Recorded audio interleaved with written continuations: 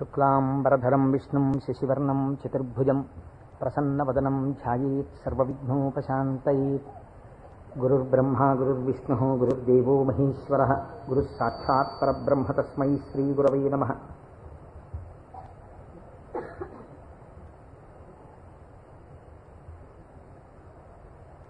వ్యాసాయ విష్ణురూపాయ వ్యాసరూపాయ విష్ణవే నమో వై బ్రహ్మనిధయే వాసిష్ఠాయ నమో నమః.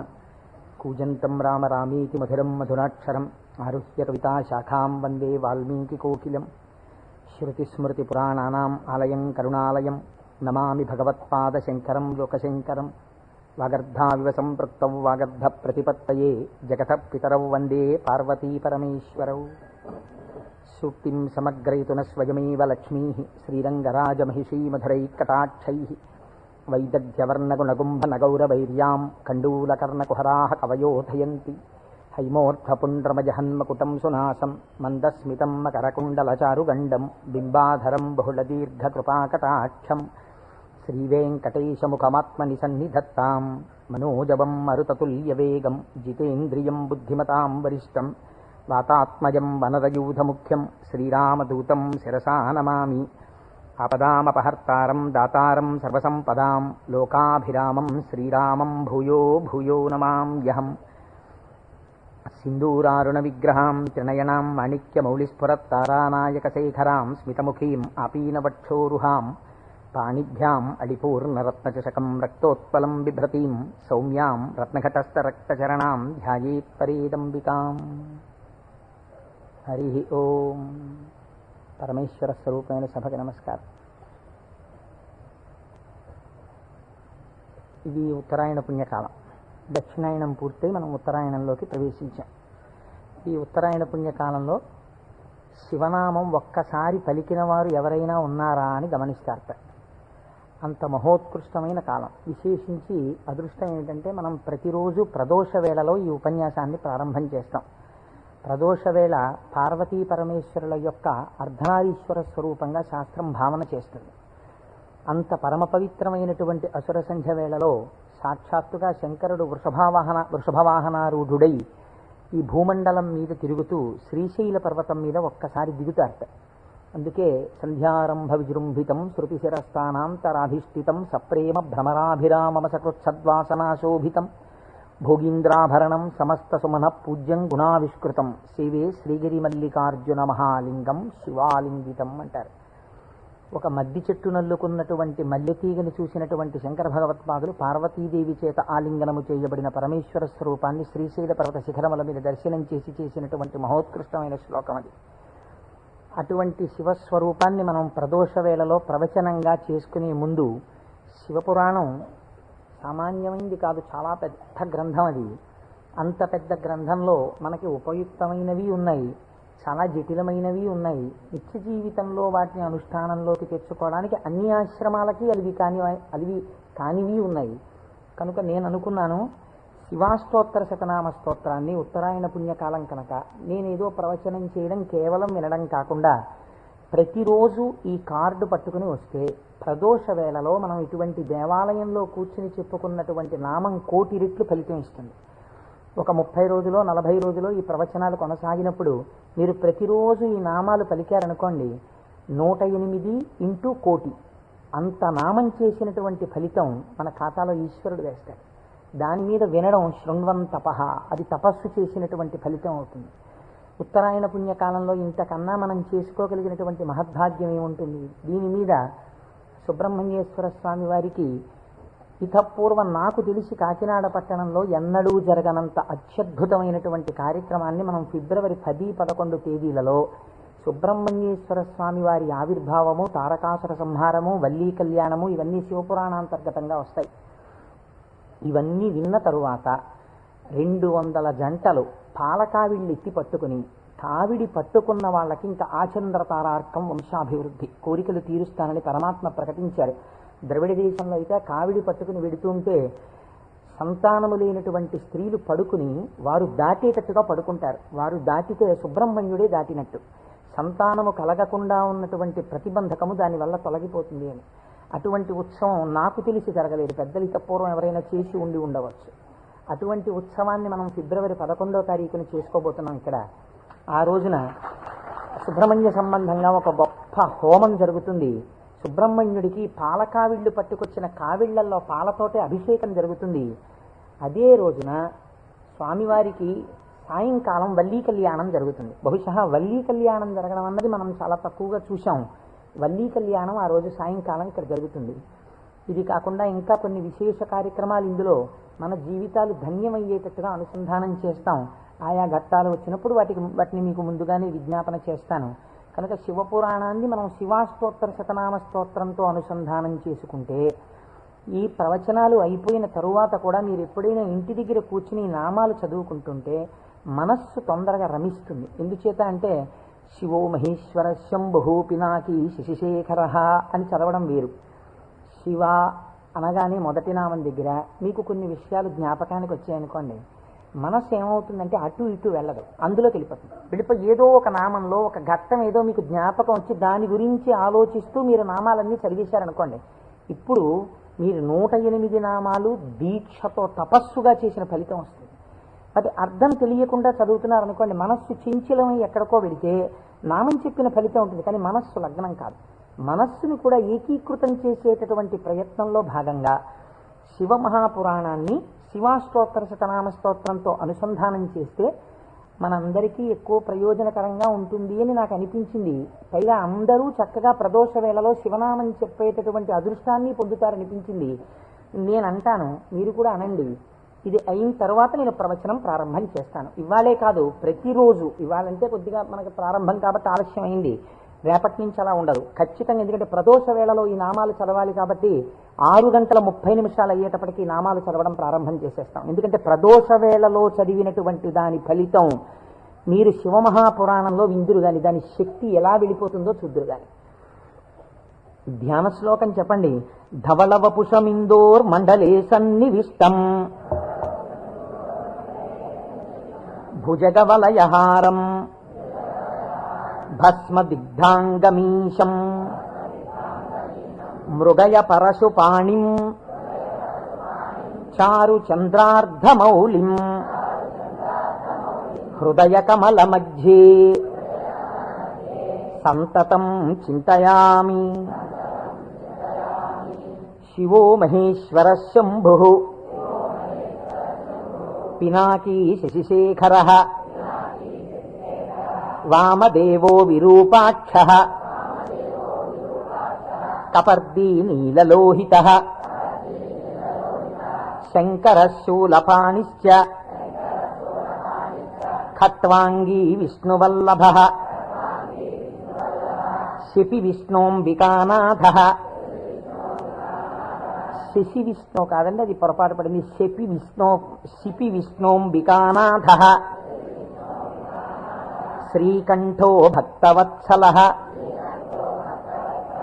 భవశర్వస్త్రిలోకేశ సితికంఠ శివాప్రియ ఉగ్రకపాలీ కామారీ అంధకాసురసూదన గంగాధరో లలాటాక్ష కాళకాల కృపానిధి భీమ పరశుహస్త మృగపాణిర్జటాధర కైలాసవాసీ కవచీ కఠోరస్త్రిపురాంతక వృషాంకో వృషభారూఢో భస్మోద్ధూళిత విగ్రహ సామప్రియ సర్వమయ త్రైమూర్తిరనీశ్వర సర్వజ్ఞ పరమాత్మా చ సోమసూర్యాగ్నిలోచన హవిర్యజ్ఞమయ సోమ పంచవక్త్ర సదాశివ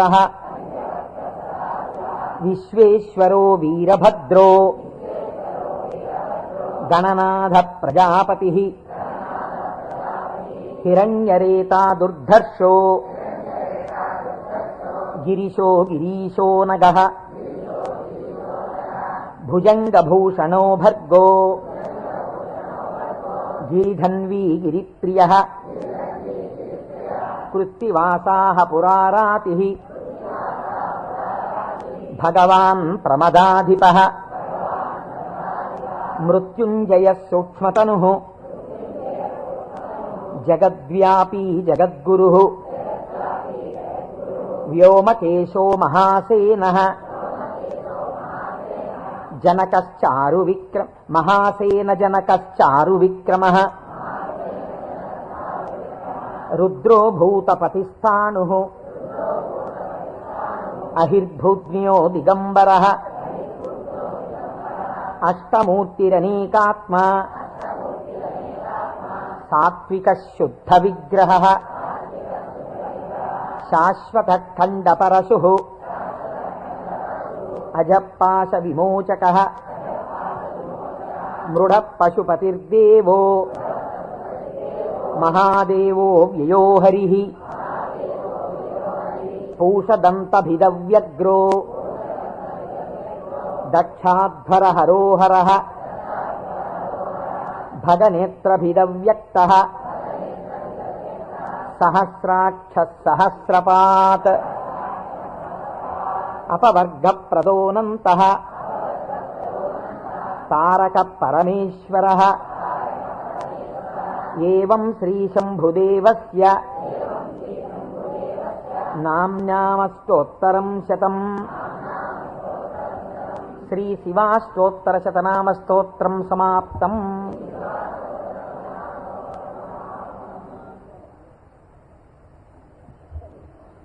హరి ఓం.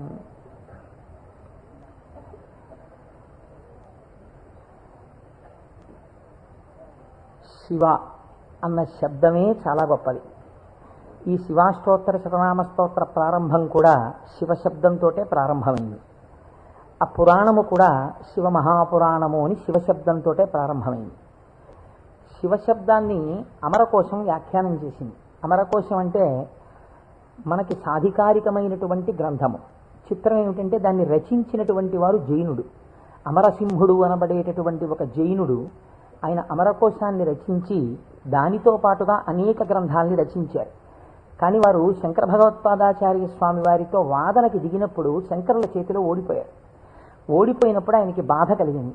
నేను శంకరాచార్యుల వారి చేతిలో ఓడిపోయాను కనుక నేను రచించినటువంటి గ్రంథములన్నీ కూడా పనికిమాలినవైపోయాయని ఆయన ఆ గ్రంథములన్నింటినీ తగలబెట్టేశారు. తగలబెట్టేసినప్పుడు శంకర భగవత్పాదాచార్య స్వామి వారికి తెలిసి వారు బహు కారుణికులు, కారుణ్యమూర్తి శంకరులంటే. వారు గబగబా వచ్చి, ఎంత పని చేశావయ్యా, గ్రంథాలను ఎందుకు తగలబెట్టేశావు అని ఉన్న ఒకే ఒక గ్రంథం, మిగిలిపోయినటువంటి గ్రంథం అమరకోశం.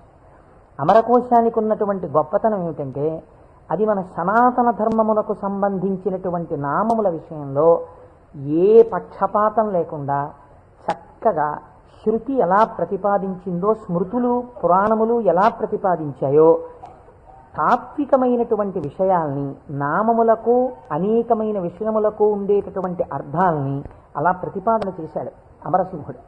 దాన్ని అమరకోశము అని పిలుస్తారు.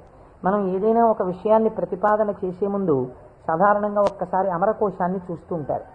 శివశబ్దాన్ని అమరకోశం వ్యాఖ్యానం చేసింది.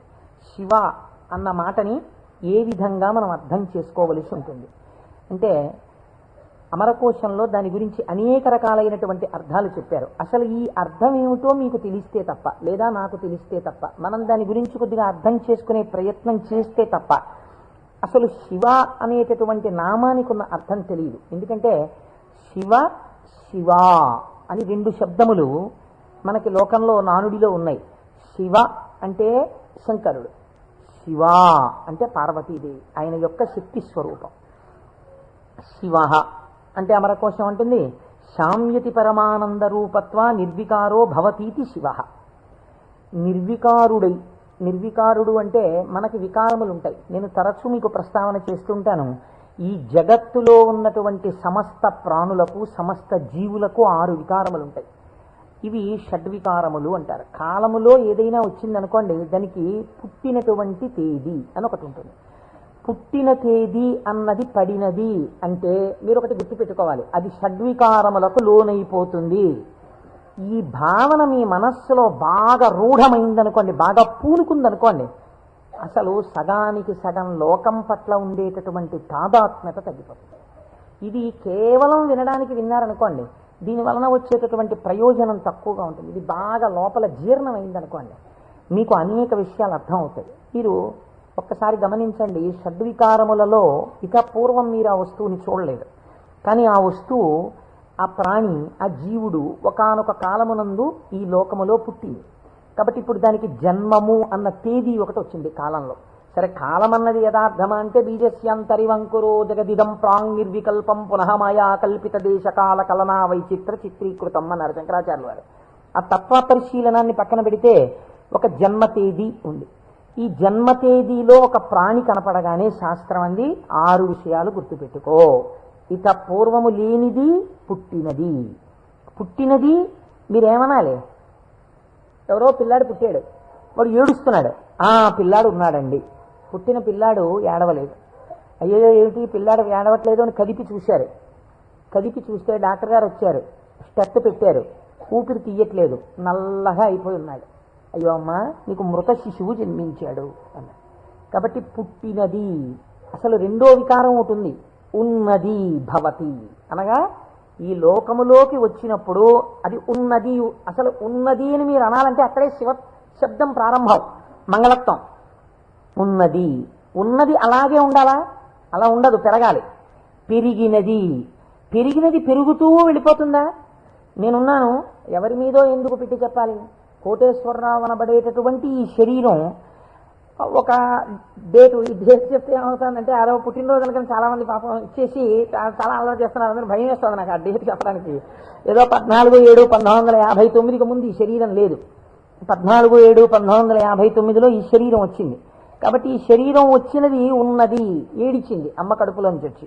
అలాగే ఉందా? మా అమ్మ కడుపులోంచి వచ్చినప్పుడు ఎలా ఉన్నానో అలా ఉన్నానా? పెరిగినది. అబ్బో, ఎంత ధ్వజస్తంభం అంత పెరిగిపోయింది ఈ శరీరం. పెరిగినది. ఇది ఇలా పెరుగుతూ ఉంటుందా? ఉండదు. తరిగినది.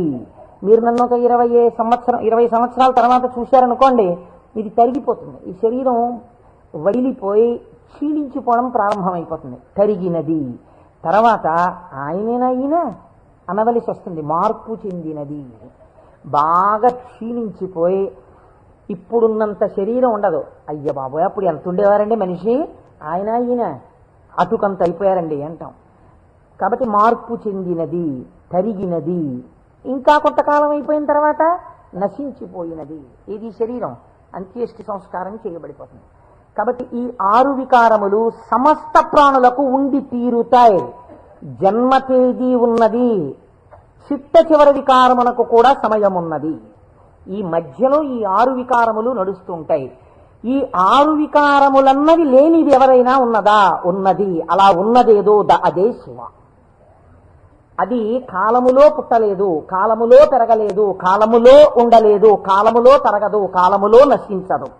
ఎవరి నుండి వచ్చినదో, ఎవరి ఎందు పెరిగినదో, ఎవరి ఎందు లయించిపోతున్నదో వాడు మాత్రం అలా ఉండిపోతున్నాడు. మేకలు వేయింజన్నను భాసురముగనొక్క కోటి పర్ణం బెక్కున్, ఆ కోతులు వేయింజన్నను కోకోయని కొంకినక్క కోయని కూర్చొని అంటారు జానపదులు. అందరూ వస్తారు, వెళ్ళిపోతాయి లోకాలన్నీ. చిట్ట చివరికి వెళ్ళిపోయిన లోకాలన్నీ ఎవరిలోకి వెళ్ళిపోయాయి? వాడు లయించిపోతాడా? వాడు లయించిపోడు. వాడిలోకి అన్నీ వెళ్ళిపోయి వాడు ఉండిపోతున్నాడు. అలా ఉండిపోయిన వాడెవడు? వాడు పరబ్రహ్మము. వాడికి శాశ్వతుడు, వాడికి కదలిక లేదు. వాడు ముందున్నాడు, చివరా ఉన్నాడు. అలా ఉన్నవాడెవడో వాడు నిర్వికారుడు. వాడికి వికారములు లేవు. వాడికి వికారం లేదు కాబట్టి వాడు ఎలా ఉంటాడు?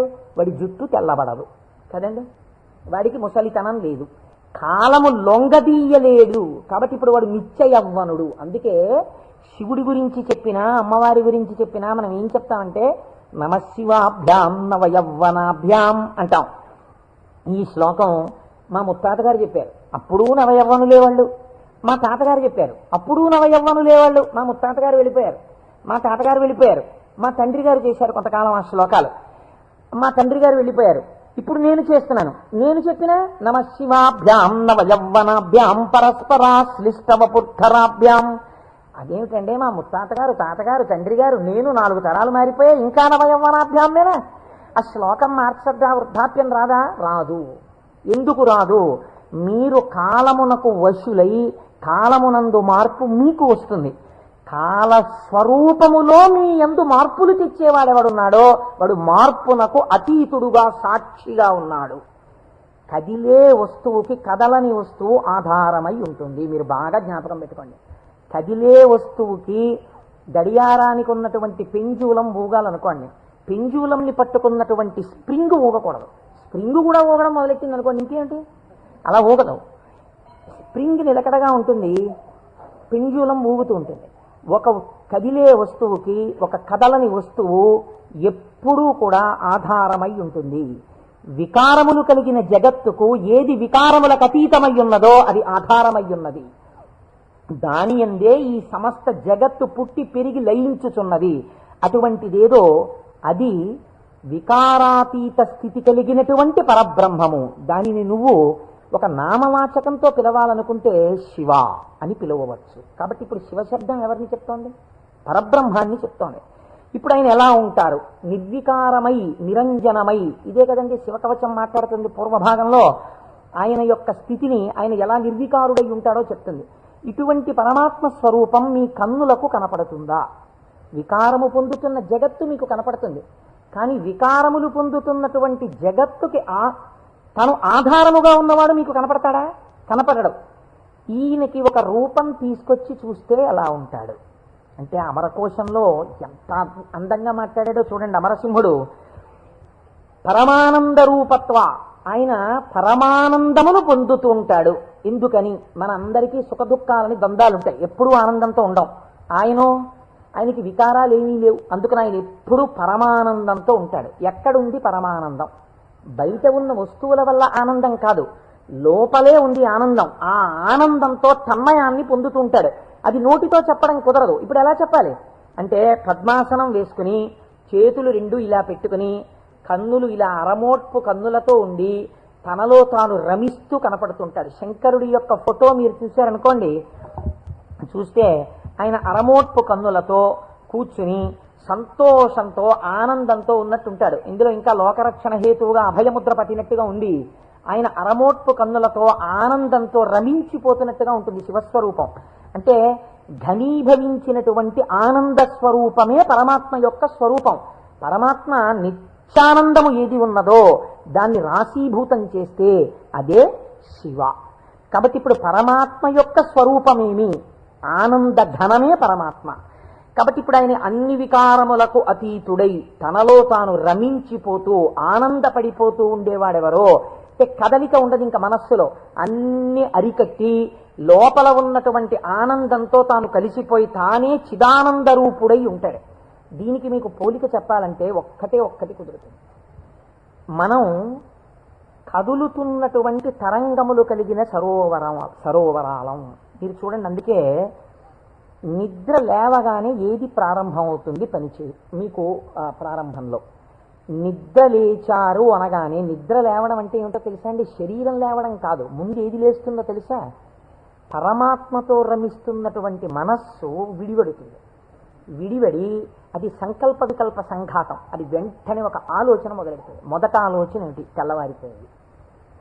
ఈ తెల్లవారిపోయిందన్న మొట్టమొదటి ఆలోచన అది చెయ్యగానే నిర్మలంగా ఉన్నటువంటి నీళ్ల దగ్గరికి వెళ్ళి మీరు ఒక చిన్న రాయి తీసుకుని ఇలా వేశారనుకోండి, అదేం చేస్తుందంటే ఇలా ఒక తరంగం కదులుతుంది.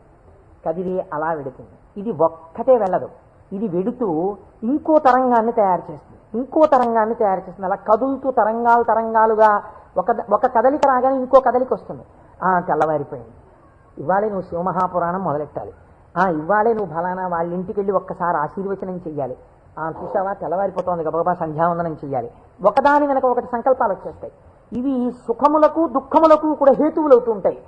ఈ సంకల్పాతీతుడై సంకల్పములు దేనిలోంచి పుడుతున్నాయో అది తానై నిరంజన స్వరూపమై ఆనంద ఘనమై కూర్చున్నవాడెవరో వాడు పరమాత్మ, వాడు శంకరుడు. కాబట్టి శివుడు ఆయన ఇక్కడే సమస్తాన్ని చూస్తుంటాడు. అటువంటి ఆనంద ఘనమునకు శివ అని పేరు. ఇప్పుడు దీనివల్ల మీకేం తెలుస్తోంది? మనుష్య జన్మ యొక్క చిట్ట చివరి ప్రయోజనం ఏమి? ఆ ఆనందము మీరే అగుట. అటువంటి ఆనంద స్వరూపులుగా మీరు మారడమే మనుష్య జన్మ యొక్క ప్రయోజనం. దానికే మోక్షము అని పేరు. కాబట్టి ఇప్పుడు అటువంటి మోక్షస్థితిని పొందాలనుకున్న వాళ్ళకి ఎవరు ఆరాధ్య దైవము? శివుడే. కాబట్టి శివయోగోధ్యేయ శివంకర. కాబట్టి ఏమండి మీరు చెప్పింది బాగుంది, కానీ మేము గృహస్థాశ్రమంలో ఉన్నాం కదా, మాకు భార్య బిడ్డలు ఉన్నారు కదా, మాకు సంకల్పాలు ఏవి వద్దు అని మేమందరం కూడా ఇలా ముక్కు మూసుకుని లేచిన దగ్గర నుంచి ఏదో సంధ్యావందనం చేసుకుని ఒక పూజా మందిరంలో ఇలా కూర్చుండిపోతే, మనస్సుని అంతర్ముఖం చేసే ప్రయత్నం చేస్తూ ఏదో లోపల ఉన్నటువంటి ఆ వస్తువుని కనిపెట్టే ప్రయత్నం చేస్తూ మేము ఉండిపోతే నా భార్య పరిస్థితి ఏమిటి, నా పిల్లల పరిస్థితి ఏమిటి? అసలు మరి గృహస్థాశ్రమంలో ఉండి కొన్ని కోరికలంటూ ఉంటాయి కదా, మరి తప్పదు కదా. అప్పుడు ఈ స్వరూపాన్ని పట్టుకుంటే ఉపయోగమే ఉండదు. ఆయన ఇంకేమీ అలా కోరికలు తీర్చడాలు అలా ఏమి ఉండవా? కేవలం ఆనందం మోక్షం ఇంటి అనే పరిస్థితి కాదు. కాదు అమరకోశం అంది వెంటనే మళ్ళీ చేరతే సజ్జన మనాం స్మస్మిన్నితిగా, ఈయన యందు సజ్జనుల యొక్క మనస్సు రమించుచుండును. ఈ మాటని మీరు చాలా గట్టిగా పట్టుకోవాల్సి ఉంటుంది. మీకు చూడండి, నేను ఇంతకన్నా మీకు ఉదాహరణ చెప్పడానికి సాధ్యం కాదు. ఇంకా వంటింట్లో ఒక పంపు ఉంటుంది, బాత్రూంలో ఓ పంపు ఉంటుంది, వరండాలో ఒక పంపు ఉంటుంది వాష్ బేసిన్ దగ్గర. మీకు ఇంకా అవసరం అనుకున్నారనుకోండి, ఏదో మీరు భోజనాలు చేసే గదిలో చేతులు కడుక్కోవడానికి ఒక పంపు ఉంటుంది. ఇన్ని పంపుల్లోనూ మీకు ఏకకాలమునందు ఎక్కడ విప్పినా నీళ్లు రావాలనుకోండి, ఏది నింపాలి? ఏ పంపు కొట్టంలో నీళ్లు పోస్తారా? ఓవర్ హెడ్ వాటర్ ట్యాంక్లో నీళ్లు పోస్తారు. ఓవర్ హెడ్ వాటర్ ట్యాంక్లో నీళ్లు పోస్తే అన్ని పంపుల్లోనూ నీళ్లు వచ్చినట్టు శివస్వరూపాన్ని పట్టుకుంటే అది ఏ రూపంగా, ఏ రకంగా, ఏ విభూతితో, ఏ లక్షణంతో, ఏ గుణంగా మీ మనస్సు ఇష్టపడిన ఏ విధానంగా ఒక్కదాన్ని మీరు పట్టుకుని రమించిపోవడం ప్రారంభించినా అది మీకు కావలసిన సమస్తాన్ని ఇస్తుంది. అలా ఇవ్వగలదు. దానికి ఆ శక్తి ఉన్నది. అది మిమ్మల్ని కాపాడుకుని వస్తుంది. మీరు చూడండి, గొడుగు ఒక్కటి ఇలా పట్టుకున్నారండి, ఇలా గొడుగు పట్టుకుని వెళ్ళిపోతున్నారు. ఇలా గొడుగు పట్టుకు వెళ్ళిపోతుంటే బయట మంచి ఎండ కాసింది. ఇప్పుడు ఆ గొడుగు మిమ్మల్ని రక్షిస్తుందా, రక్షించదా? రక్షిస్తుంది. మీరు వెళ్ళిపోతుండగా మంచి మబ్బు పట్టి వాన ప్రారంభమైంది. గొడుగు రక్షిస్తుందా, రక్షించదా? రక్షిస్తుంది. వాన తగ్గిపోతోంది, ఇంకా కొద్దిగా ఎండ వస్తే బయలుదేరదాం అనుకుని మీరు చెట్టు కింద నించున్నారు. ఒక పక్షి పై నుంచి రెట్ట వేసింది. మీ మీద పడకుండా గొడుగు రక్షిస్తుందా, రక్షించదా? రక్షిస్తుంది.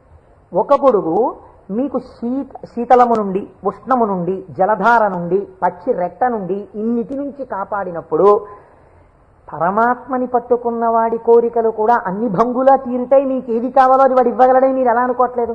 అచేతనమైన ఒక గొడుగు మీకు ఇన్నింటిని ఇవ్వగలిగినప్పుడు మీరు పట్టుకున్న పరమాత్మ మీకు ఏది అవసరమో అది మీకు ఇవ్వడని మీరు ఎలా అనుకుంటున్నారు? మీకు ఏది కావాలో మీరు అడగక్కర్లేకుండా మీకు తీరుస్తాడు. అది గొప్ప. మీరు శాస్త్రంలో ఒక మర్యాద తెలుసుకోవాలి. మీరు అడిగితే ఇచ్చినవాడు గొప్పవాడు కాదండి. మీరు వెళ్ళి అడిగారనుకోండి, వెంటనే మీరు జీవితంలో చాలా దిగజారిపోయినట్లయిపోతుంది. ఒకరి దగ్గరికి వెళ్ళి, అయ్యా నాకు ఇది లేదండి, నన్ను మీరు కొంచెం అనుగ్రహించి నాకు ఇది కలిగేటట్టుగా మీరు చెయ్యండి అని అడిగారు అనుకోండి, వాచికంగా నోరు విప్పి ఒకరి దగ్గరికి వెళ్ళి నాకు ఇది ఇప్పించండి అని అడిగినప్పుడు ఆత్మహత్యా సదృశమే. వాడు చచ్చిపోయినంత బిడియపడిపోతాడు. ఎవరు శీలమున్నవాడు బెంగ పెట్టుకుంటాడు. నోరు విప్పి అడగడమా, వెళ్ళి నాకు ఇది ఇవ్వండి అని ఎలా అడగను అంటాడు. అడగలేడు. అందుకే మనకి పూర్వకాలంలో మీకు తెలుసో తెలీదో, మీసంలో ఒక వెంట్రుక తాకట్టు పెట్టి అప్పు తెచ్చుకునేవారు. మీసంలో వెంట్రుక తాకట్టు పెడితే అప్పు ఇవ్వడం ఏంటండి? అంటే వాళ్ళ రోషానికి చిహ్నం అది. ఎన్నడూ నేను ఒకరిని చెయ్యి అడగలేదురా, చెయ్యి జాపి అడగలేదు. అటువంటి వాణ్ణి నిన్ను అడుగుతున్నాను. నేను ఇంత సిగ్గుపడిపోయానడానికి ఉదాహరణ ఏమిటో తెలుసా? ఈ వెంట్రుక ఒకటి నీ దగ్గర పెట్టుకో, మళ్ళీ తీర్చిన నాడు ఈ వెంట్రుక తీసుకెళ్తాననేవాడు. వాడి రోషానికి, వాడి శీలానికి ఆ వెంట్రుకని ప్రాతిపదికగా తీసుకుని అప్పిచ్చేవారు పూర్వం. అందుకే నా మీసంలో వెంట్రుక తాకట్టేశాననేవారు పూర్వం. కాబట్టి ఒకరి దగ్గరికి వెళ్ళి అడగడం అంటే అంత చిన్నతనం. పరమాత్మ అయినా మిమ్మల్ని అలా చిన్నబుచ్చి ఇస్తాడని మీరు ఎలా అనుకుంటున్నారు? గొడుగు పచ్చిరెట్ట నుంచి నన్ను కాపాడు, వాన పడితే కాపాడు, ఎండగా ఉంటే కాపాడు, పైనుంచి ధూళి పడకుండా కాపాడు, ఓ గడుగా నన్ను రక్షించు అని మీరంత స్తోత్రం చేసి వేసుకుంటున్నారేంటి? ఇలా విప్పిలా పట్టుకుంటే అంతే రక్షించేయడం దాని ప్రయోజనం. అలా మీరు శివస్వరూపాన్ని పట్టుకుంటే, ఎలా పట్టుకున్నా సరే, అంటే ఎలా పట్టుకోవాలంటే అభిషేకాలు చేయాలా, పూజలు చేయాలా, లేకపోతే దాని స్వరూపం బాగా తెలుసుకోవాలా, అర్థం అవ్వాలా? కాదు. మీ మనస్సు ఏదో ఒక విషయంలో రమించింది అంతే, అది చాలు. మిమ్మల్ని మీకు రక్షణ కల్పించడానికి అది హేతు అవుతుంది. మీకు నేను ఒక ఉదాహరణ చెప్తాను. మీరు దాని వలన దీని వ్యాఖ్యానాన్ని బాగా పట్టుకోగలుగుతారు. నాయనార్లని మళ్ళీ నేను ఏదో లౌకికమైన ఉదాహరణ ఎందుకు తేవాలి, మనకి 63 నాయనార్లు ఉన్నారు. అంటే శివుని యొక్క అనుగ్రహము చేత తరించిపోయిన మహాపురుషులు. ఆ 63 నాయనార్లో గుగ్గుల కలగ నాయనార్ అని ఒక ఆయన